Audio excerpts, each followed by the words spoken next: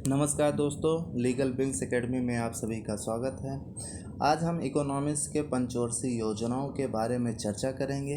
उससे पहले थोड़ा महत्वपूर्ण जानकारी आप सब तक पहुंचा दें कि हमारी संस्था लीगल विंग्स नया बैच स्टार्ट कर रही है। अगर आप लोग इंटरेस्टेड हैं तो उसमें संपर्क करके जुड़ सकते हैं। हम लोग चलते हैं अपने टॉपिक पे। योजना आयोग जो हमारी पंचवर्षीय योजना है, इसका बनाने का काम किसके द्वारा किया जाता था? योजना आयोग के द्वारा किया जाता था। और इस योजना आयोग का गठन जो किया गया ये 15 मार्च 1950 को किया जाता है। और ये किसके सिफारिश पर किया गया? तो केसी नियोगी की सिफारिश पर योजना आयोग का गठन किया जाता है। ये जो योजना आयोग है इसका शुरुआत ये अर्थ पूंजी जो अर्थव्यवस्था है इसको औपचारिक रूप देने के लिए या नियोजन की शुरुआत करने के लिए एक निकाय की आवश्यकता थी और इसी निकाय के आधार पर योजना आयोग का गठन किया गया। और यह एक जो गैर संवैधानिक निकाय है, योजना है, ठीक है, आयोग है और इसी के साथ साथ परामर्शदात्री निकाय है। अर्थात ये इसका जो योजना आयोग है संविधान में कहीं पे भी इसका उल्लेख नहीं मिलता है और एज आ परामर्श देने के रूप में भी इसका गठन किया गया था। इसका जो अध्यक्ष होता है ये प्रधानमंत्री होता है। तो प्रधानमंत्री योजना आयोग का पदेन अध्यक्ष होता है। इसी के साथ साथ जो इसका उपाध्यक्ष होता है वो कैबिनेट मिनिस्टर के स्तर का मंत्री होना चाहिए और ये स्तर का सदस्य होना चाहिए। जो योजना आयोग के प्रथम उपाध्यक्ष होते हैं वो गुलजारी लाल नंदा जी होते हैं। और ये योजना का जो प्रमुख कार्य होता है ये क्या होता है कि देश की भौतिक पूंजीगत और मानव संसाधनों का मूल्यांकन करना और देश की आर्थिक समृद्धि विकास हेतु योजना निर्माण करना, ये योजना आयोग का कार्य होता है। इसी के साथ साथ देश के संसाधनों में अधिक प्रभावी या संतुलित उपयोग का योजना बनाना योजना आयोग का कार्य होता है। अब योजना आयोग के द्वारा पंचवर्षीय योजनाएं लागू की गई। टोटल 12 पंचवर्षीय योजनाएं लागू होती हैं जिसमें प्रथम पंचवर्षीय योजना 1951 से 1956 तक चलती है। ये हेराल्ड डोमर समृद्धि मॉडल पर आधारित थे। इसका उद्देश्य जो था ये कृषि उत्पादन को बढ़ावा देना, इसी के साथ साथ अर्थव्यवस्था के संतुलित विकास की प्रक्रिया को प्रारंभ करना इस पंचवर्षीय योजना का उद्देश्य था। इसमें कृषि को उच्च प्राथमिकता दिया गया क्योंकि जो कृषि उत्पादन में खाद्यान्न की संकट थी इसके समाधान के निपटारा के लिए, इसके समाधान से निपटने के लिए क्या किया गया था? पहली पंचवर्षीय योजना में ये कृषि को महत्व दिया गया। इसकी जो लक्ष्य रखा गया था ये 2.1% रखा गया था और इसकी प्राप्ति कितनी होती है? 3.6% इसकी प्राप्ति होती है। इस योजना के दौरान जो होता है ये राष्ट्रीय आय की जो रखा गया 18% और प्रति व्यक्ति जो आय रखा गया वो 11% की कुल वृद्धि हुई। और इसी के जो अगली पंचवर्षीय योजना होती है द्वितीय पंचवर्षीय योजना, ये 1956 से लेकर के 1961 तक चलती है। ये पीसी महालनोबिस मॉडल पर आधारित थे। इसका जो मुख्य उद्देश्य रखा गया था ये समाजवादी समाज की स्थापना करना मुख्य उद्देश्य था। और ये जो लक्ष्य रखा गया था 4.5% रखा गया था। इसकी प्राप्ति कितनी होती है? 4.1% होती है। अर्थात ये असफल पंचवर्षीय योजना होती है। और इसमें जो समाजवादी समाज की स्थापना करने की बात किया गया, इसी के साथ साथ योजना में उद्योग के विकास को प्राथमिकता दी गई। जिसके तहत क्या किया गया था? राउरकेला में, भिलाई में और दुर्गापुर में लौह इस्पात संयंत्र स्थापित किया गया। इसी के साथ चितरंजन लोकोमोटिव और इंटीग्रल कोच फैक्ट्री को भी इसी योजना के दौरान स्थापित किया गया था। अगला जो है तृतीय पंचवर्षीय योजना, ये 1961 से लेकर के 1966 तक चलती है। जो जे सैंडी सुखमय चक्रवर्ती या महालनोबिस मॉडल से प्रभावित थी। और इस योजना का जो उद्देश्य रखा गया था अर्थव्यवस्था को आत्मनिर्भर बनाना था। अर्थव्यवस्था को आत्मनिर्भर बनाने का उद्देश्य रखा गया था। इसका जो लक्ष्य रखा गया था ये 5.6% रखा गया था और इसकी प्राप्ति जो होती है कितना होता है? 2.8% होती है। इसी दौरान क्या होता है कि भारत चीन युद्ध हो जाता है 1962 में और भारत पाकिस्तान युद्ध हो जाता है 1965 में, जिसकी वजह से ये जो तृतीय पंचवर्षीय योजना होती है ये पूरी तरह से असफल हो जाती है। और इसी योजना के अंतर्गत सोवियत संघ के सहयोग से बोकारो जो झारखंड का क्षेत्र है बोकारो, वहाँ पर Bokaro iron and steel industry की स्थापना किया जाता है 1964 ईस्वी में।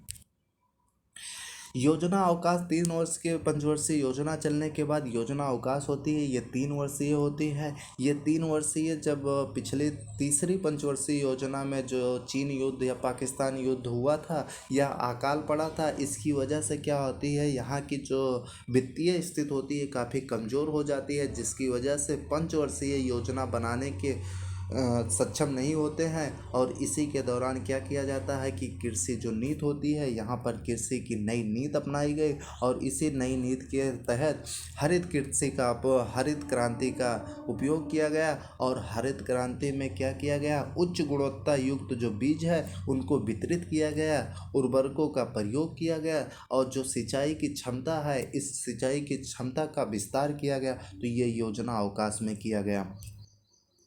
चतुर्थ पंचवर्षीय योजना जो 1969 से लेकर के 1974 तक चलती है, ये पंचवर्षीय योजना जो थी ये DR गार्डिगल मॉडल पर आधारित थी और भारतीय अर्थव्यवस्था में स्थिरता के साथ जो आर्थिक विकास था, आत्मनिर्भरता की अधिकाधिक प्राप्ति के लिए इस योजना का प्रमुख उद्देश्य रखा गया था।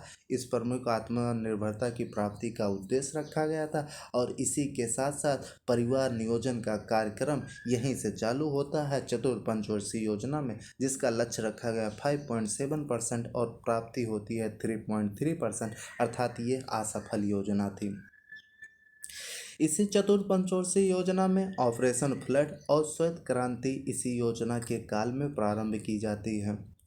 पंचवर्षीय योजना 1974 से लेकर के 1979 तक चलती है। इसका जो उद्देश्य रखा गया है ये गरीबी उन्मूलन और आत्मनिर्भरता प्रमुख उद्देश्य बनाया जाता है। इसका प्रमुख लक्ष्य रखा जाता है और इस योजना के उत्पादन में और रोजगार के जो अवसर है उनको विस्तार करने के साथ साथ सामाजिक न्याय प्राप्त करने के लिए जो कार्यक्रम चलाए जाएंगे इसका उद्देश्य रखा गया। और इसी के साथ साथ इस योजना में एक न्यायपूर्ण कीमत और मजदूरी नीति तैयार की गई, जो यहाँ के मजदूरों के लिए वेतन देने के लिए एक नीति बनाई गई, एक कानून बनाया गया, जिसके तहत क्या किया गया, इस योजना के दौरान ही 1975 में 20 सूत्रीय कार्यक्रम प्रारंभ किया गया। तो पाँचवीं पंचवर्षीय योजना में 20 सूत्रीय कार्यक्रम प्रारंभ किया गया, जिसमें से राष्ट्रीय न्यूनतम आवश्यकता कार्यक्रम और काम के बदले अनाज कार्यक्रम जैसी योजनाओं का क्रियान्वयन किया गया। अगली जो पंच होती है, यहाँ पे 2 वर्ष की पंचवर्षीय योजना चलने के बाद 2 वर्ष का फिर रोलिंग प्लान आता है, अनवरत योजना होती है। ये जनता पार्टी के द्वारा किया जाता है। पाँचवीं पंचवर्षीय योजना को 1 वर्ष पूर्व जो था 1977 से 1978 में ही समाप्त करने की घोषणा कर दी जाती है। फिर बाद में ये 1978 से लेकर के 1983 तक लक्ष्य रखा जाता है कि ये 5 ईयर का अनवरत या रोलिंग प्लान चलेगा। लेकिन ऐसा नहीं होता है कि जनता पार्टी का सरकार गिर जाती है और जनता पार्टी के सरकार गिरने के बाद जो नई सरकार बनती है ये 1980 में क्या करती है, इस रोलिंग प्लान को इस अनवरत प्लान को समाप्त कर देती है, योजना को समाप्त कर देती है। और जो ये अनवरत योजना है, रोलिंग प्लान है, इसका प्रतिपादन जो किया गया था ये गुन्नार मिल्डर के द्वारा अपनी पुस्तक एशियन ड्रामा में इसका प्रतिपादन किया गया था। और इसी के देखते हुए भारत में लागू करने का जो श्रेय जाता है ये जनता पार्टी को जाता है और जनता पार्टी की सरकार के साथ साथ DT लकड़वाला को ये जाता है कि भारत में लागू करवाने का काम किया। अगली पंचवर्षीय योजना छठी पंचवर्षीय योजना जो 1980 से लेकर 1985 तक चलती है।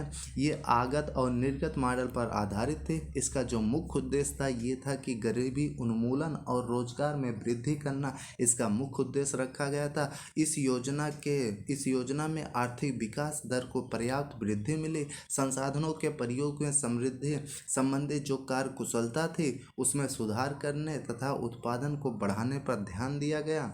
और इसमें विशेष लक्ष्य रखा गया कि घरेलू ऊर्जा को तेज किया जाए। जो घरेलू ऊर्जा स्रोत है इसमें से तेजी से विकास किया जाए, ऊर्जा संरक्षण पे विकास किया जाए।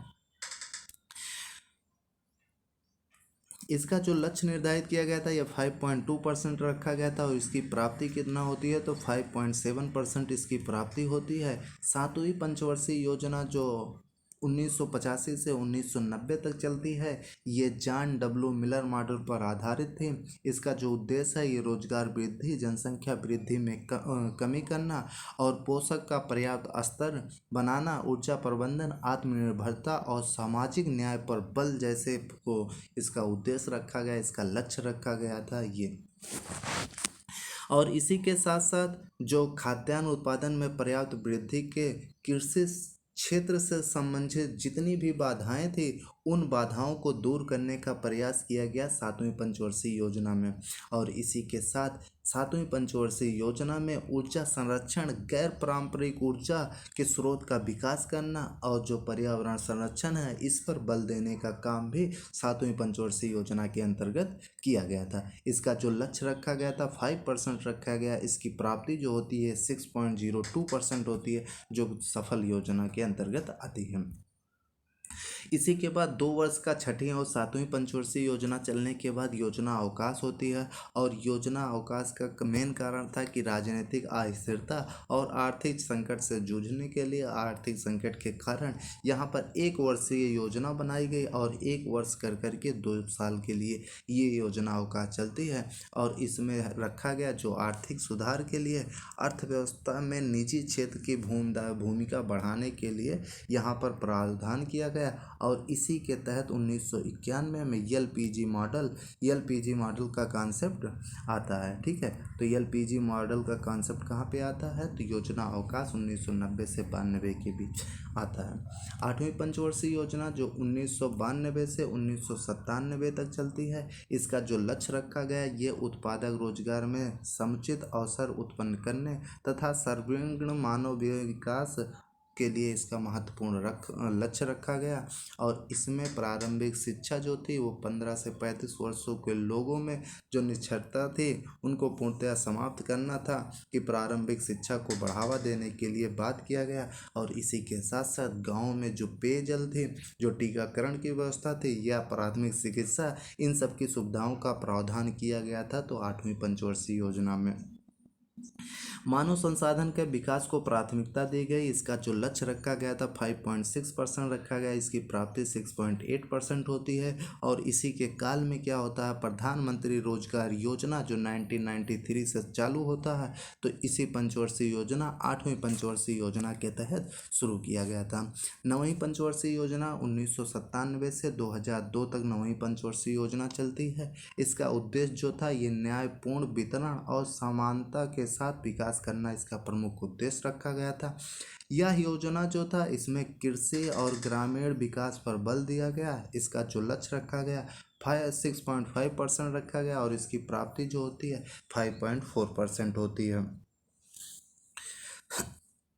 10वीं पंचवर्षीय योजना जो 2002 से 2007 तक चलती है। इसका उद्देश्य जो था देश में गरीबी और बेरोजगारी को समाप्त करना इसका उद्देश्य था। और अगले 10 वर्षों में प्रति व्यक्ति आय को दुगना करने का लक्ष्य रखा गया था 10वीं पंचवर्षीय योजना में।